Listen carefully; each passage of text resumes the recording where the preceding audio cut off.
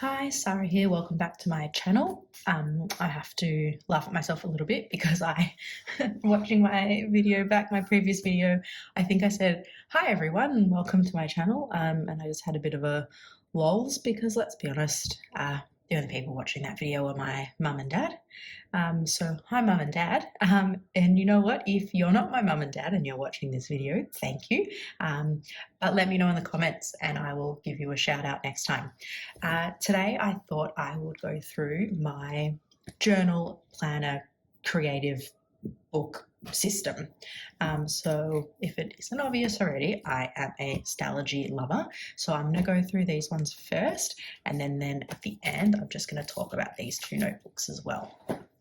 So as much as there's 4 notebooks here, these 2 are actually for me, and then these 2 are for my kids. So I thought I would start off with my notebook, my planner, my journal, my everything. I used to have separate notebooks for a bullet journal, for working things out, for journaling, for planning different things, for writing down recipes, for all different things. And I found that either I was having to duplicate a lot, which I found frustrating, or then I wasn't finishing things. I'd have all these half-empty spreads because I just found too many notebooks. It was just too much. But I wasn't sure if I would like my journaling and then some other stuff being in the same notebook. I also used to keep a really intricate calendar in my bullet journal, but my work, like all the people, all the clients that I work with, it's all quite confidential. So I would have to make up, I couldn't basically put all of the information in. So it just felt a bit weird. And also for work, I have to have an electronic calendar. So I, a few months ago, decided I'm going to try an all-in-one, and my version of an all-in-one. So in this notebook is all of my journaling. I keep longer spreads, things like podcasts I'm listening to, books I want to read, spending, inks that I want to buy, that spread's filling up fast. I do creative journaling in here also. And then I do some, more planning bullet journaling, but it's all about me and my family. And I will have monthly kind of overviews, and then if I need to really just zoom into a week, I will do a weekly plan as well, and then just some daily plans as well. So I will show you bits of this. I've actually just started this one, so it hasn't been filled up too much. My last one I got 2.5 months in. I'm also trying to actually use every page of the notebook. So I finished this notebook halfway through October. That means this one starts. I didn't want to start October in a new notebook and have a bunch of pages empty. So this is the Stalogy B6 notebook in grid. I always have preferred soft covers, but I love that this one is like, it's almost in between. It's a hard soft cover. The things that work for me is it lays flat, which I love, but you can also bend it backwards without it ruining the pages. It's called the Stalogy 365 because it has 365 pages. I think it technically has 368. One thing I do in the Stalogy is the front and back page don't fully lay flat. They kind of stick to the grey. I actually stick that page to the grey because I don't like, I find that a bit bizarre that it doesn't go all the way down. So I usually stick it. So in this notebook, I'm just going to readjust. I'm trying a different camera angle today. Let me know if you like it or not. It's just been listening to the rain, so I wanted to sit closer to it. So I basically, in my Stalogy, I'll use a couple of paper clips for things that I just want to keep private. I use the Midori tabs, not for a lot, usually just for starts of the month, or if I, I'm flicking to like a habit or goal tracking page a lot. I like doing different washi dashboards. I am still not perfect at them yet, but I find it to be a fun activity. I just do the front and back. I know some people do the whole the grey page as well, but I kind of just like it just with the one. In my last Allergy, I had an index and I numbered all the pages, and I just stopped using the index. I really didn't go to it at all. So I decided this time to not put one in and not number the pages. It's the first time ever that I haven't numbered pages. So we'll see how it goes. And then I'm thinking that this planner will hopefully last me to the end of the year. So I've just put in, a mix between a future log and a monthly snapshot of October, November and December. I love having the numbers in the middle because then I can put things like holidays, birthdays on the left, and then I put important appointments, say that 10 times fast, on the right. I have a blank page here. I'm also trying to be okay with not filling all the pages with, if I mess something up, not pasting over it, just leaving it there, just letting it, I guess, be a bit real. So spreads that I always have at the top of all of my journals and notebooks are, I love just listing the podcasts that I listen to, and I do repeat. So the ones that I listen to ongoing, I will always write down, but then new ones I discover, and I just keep it as a list. I've labelled this one to add to the TBR list or to the to be read list because I already have a very long to be read list, and these are books that I want to put even on top of that. And then this is just a splurge tracker. For those who have read The Barefoot Investor, he talks about having a splurge account, and my wife and I just have a little tiny bit of money that every week goes into an account for her, an account for me, and it's things that we can splurge on. And ink wish list page, and I actually have more that I need to add to it, but I've kind of just broken it up into basic colours and then shimmer and miscellaneous down the bottom. What is your go-to ink? Please let me know, because I'm definitely at the moment finding I'm going towards dark colours, but if you have a really vibrant colour that is still easy to read, for like a full page of journaling, for example, please let me know. Then I've just got my pen collection list, which I need to update, and my ink collection list.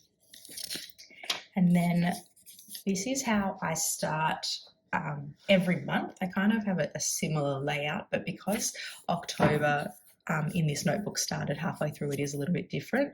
I like keeping things quite minimal. So that's what this one looks like. And I try with my stationery and washi to work to some sort of theme. But then if I just want to do a complete creative journaling page, I don't have to stick within that theme. So I had from AliExpress this long like sticker washi piece that had different flowers. So I cut, and little accents, I cut them up to make a bunch of stickers for this month. And then I've just used some washi and dots in that kind of pinky, peachy colorway. I actually did a post about this the other day. I'm changing how I do my habit tracking. I used to do habit tracking and track all these habits, and I would start off every month great, and then it would fall away. And I just found it overwhelming, and it was a bit of a self-fulfilling prophecy of, oh, well, I haven't done it in a few days, so I might as well just not do it anymore. So what I'm trying to do for the next couple of months, even to the end of the year, is just focus on one or two, or in this case, 3 things. In my previous notebook, I wrote a page for each about intentions of why, but because I know that already, I just kind of put this across. As you can see, I've kind of fallen off in the last week or so, but I think this is heading towards more how I want to look at habit and goal tracking for me. My son has just started solids, or weaning for those in America, so I've just been doing some planning around that. And then I did a bit of planning, just thinking about what I want the rest of the rest of this notebook to look like. So I'm thinking for November of using this washi and these like complementary colours, and then that one for December, trying to get a bit more summery, and then there's some different inks, but I do have some more ink coming, so that might change. private stuff, I just keep paper clipped clothes. And then I've just gone to some more solids, food stuff. And this is, I guess, what I mean about I don't have to stick strictly within the theme. I wanted this one to be fun. It was, you know, thinking about my kids. And then I've just got a really basic spread of tracking when I'm introducing things. And if anything funny happens around reactions, I write it on this page. On the 18th of October, this is, I think, second time having peanuts, and he was coughing a bit afterwards, but I actually think it's because he was really excited because nothing has happened since.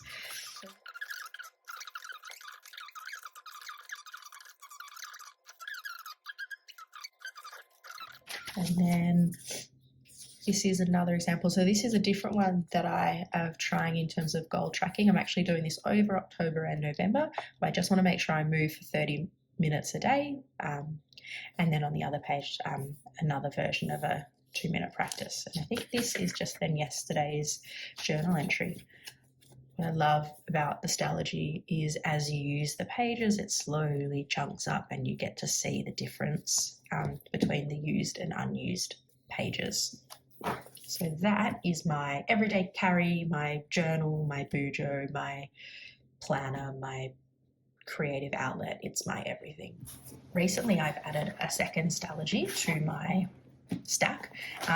This is in the A6 size. I've never used this size before. I think I'm still getting used to it. Parts of it I really like, and other parts I do feel it's a touch small.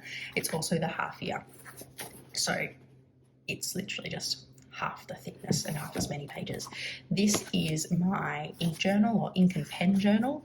I tried a different version of the washi dashboard there. I think because the tape is a little bit transparent, you can see it overlap, which I might, I don't know if I love it or not, but I'm going to keep it there.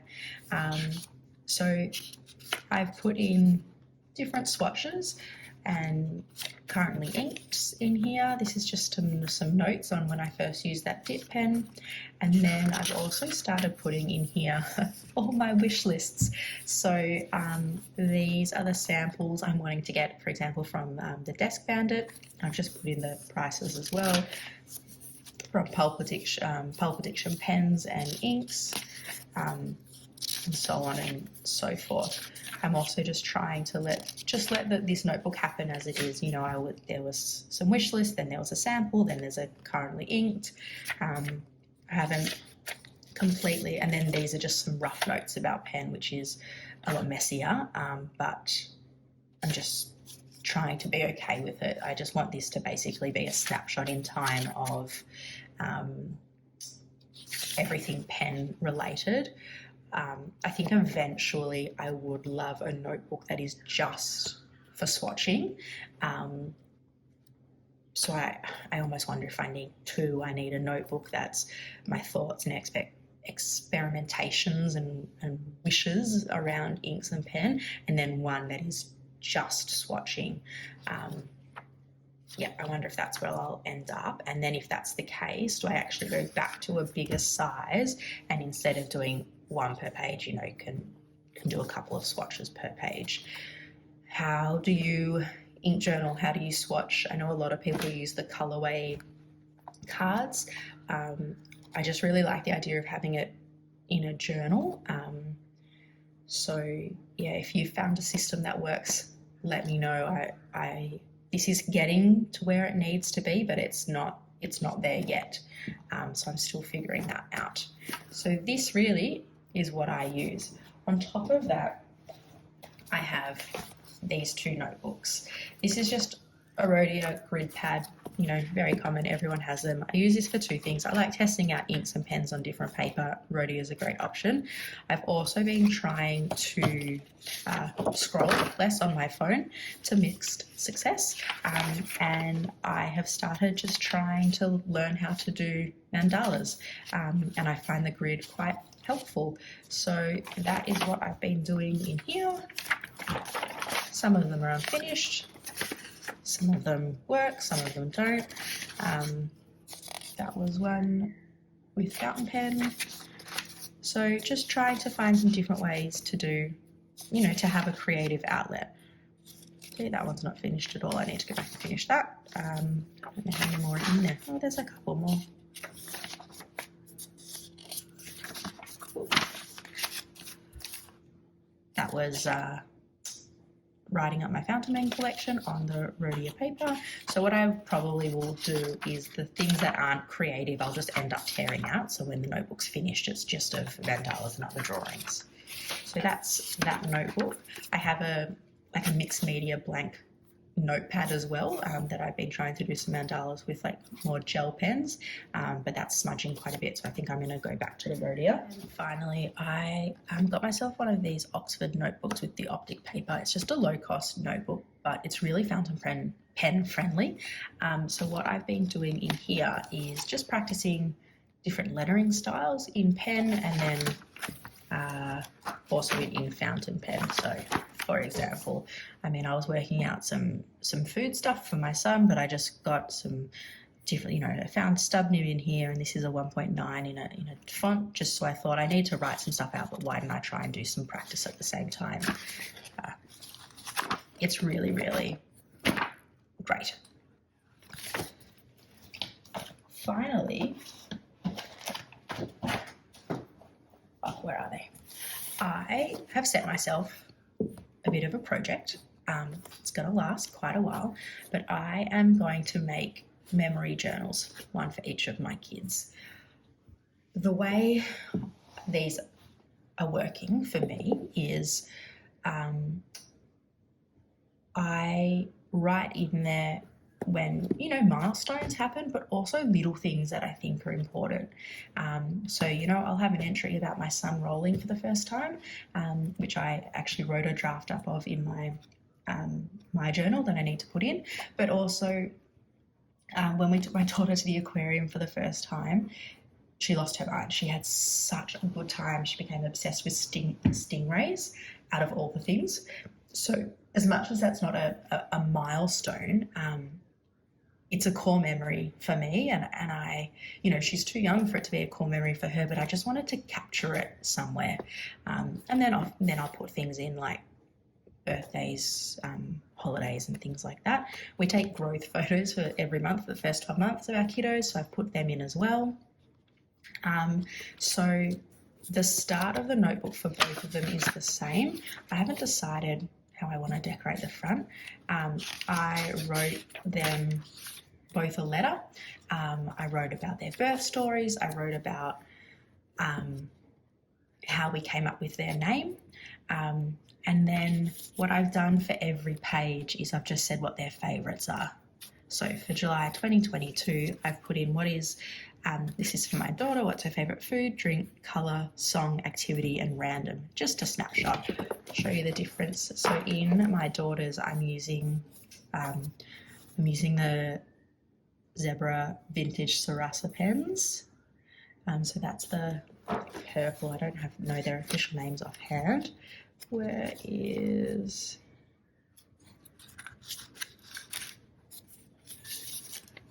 There's an example there. That's the black greeny teal. I'm putting photos in. I'm also decorating. And I, you know,